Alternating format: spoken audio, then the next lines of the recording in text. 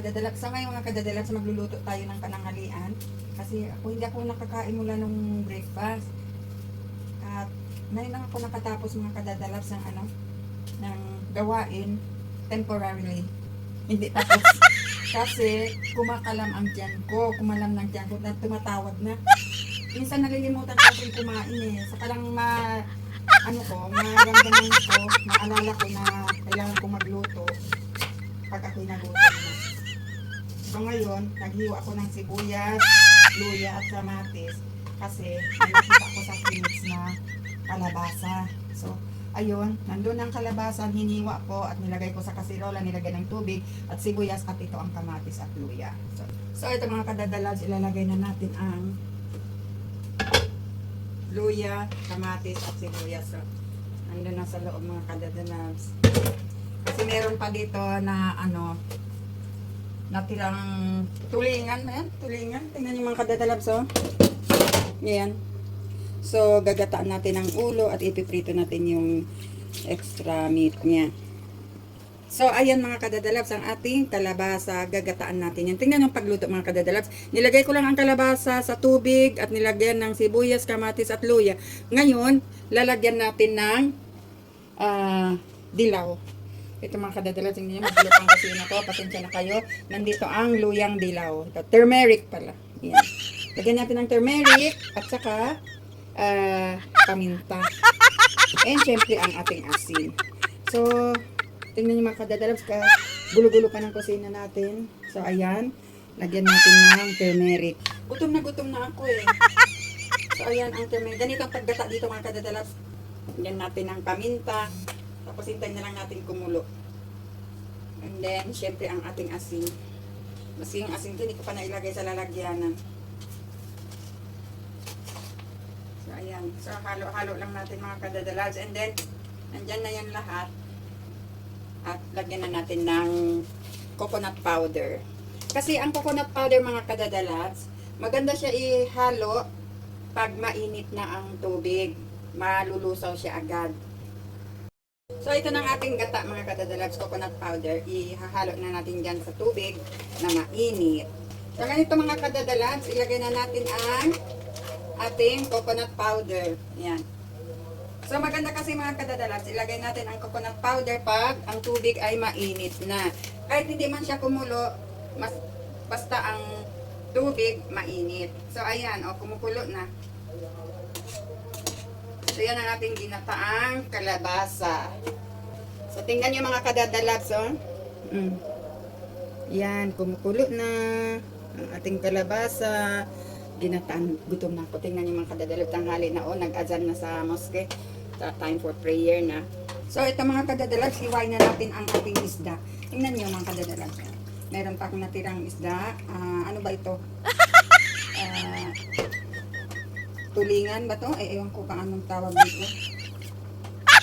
Basta ano. Ito ang paborito ko. Paborito namin isda. Ay!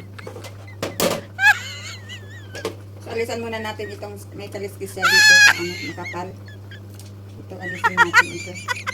So, habang kumukulo yung kalabasa natin, and then ilalagay natin. Kukunin ko lang mga kadadalabs ang ulo, pangpalasa lang. Kasi hindi naman sila kami masyado kumakain ng ng laman ng isda sa sa tinola man or ginataan. So, pangpalasa lang mga kadadalags. Hirap. Yan.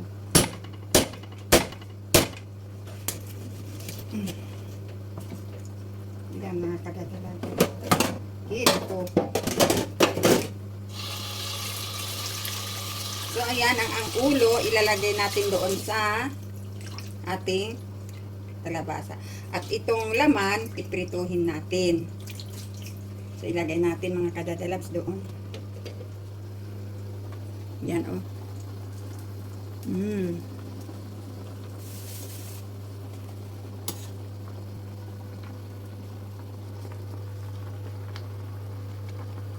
So, ayan.